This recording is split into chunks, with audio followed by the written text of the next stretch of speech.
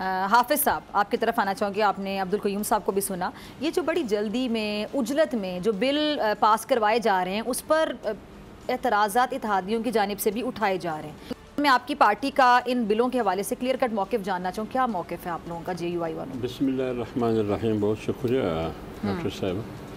دیکھیے بات یہ ہے کہ جب سے پی ڈی ایم کی حکومت آئی ہے، جب اپوزیشن میں تھی تو بھی ہمیشہ فیصلے مشاورت سے ہوتے تھے.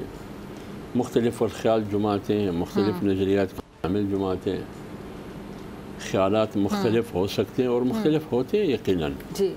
لیکن جب حکومت میں آئی تو یہ سخت مرحلہ ہے. مختلف حکومت میں آپ کو پتہ ہے بہت سی مشکلات ہوتی ہے اور مشکل فیصلے کرنے ہوتے ہیں، اور ایسے فیصلے کرنے ہوتے ہیں جس سے آپ کی سیاسی امیج خراب ہو جاتا ہے، آپ کی سیاست کو، آپ کی ووٹ بینک کو نقصان ہوتا ہے. لیکن پھر بھی پی ڈی ایم میں جتنی بھی شامل جماعتیں تھی اور اتحادی حکومت میں سموتھلی آہستہ آہستہ قدم بقدم زمین پونک کے انہوں نے کوشش کی کہ معیشت کو کیسے مضبوط کریں گے، سیاسی استحکام کیسے پیدا کریں گے، پاکستان کو کیسے اپنے دوستوں سے دوبارہ ان کے تعلقات بحال کریں گے، کیونکہ آپ کو پتہ ہے تعلقات بہت خراب ہو چکے تھے.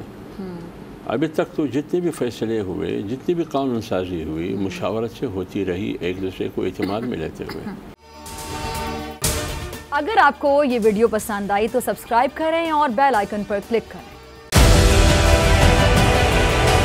ڈیجیٹل لون سکیم، عوام کو قرضوں کے جال میں پھنسا کر لوٹنے والے بھیڑیے بے نقاب. بول کی کاوشیں بارآور ثابت ہو گئیں. آن لائن قرض مافیا کے گرد گھیرا تنگ ہو گیا ہے.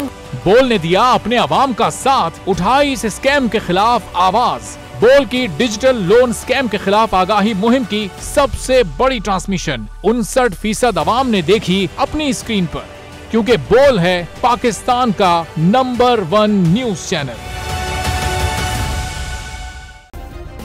سبسکرائب کریں اور بیل دبائیں تاکہ کوئی خبر رہ نہ جائے.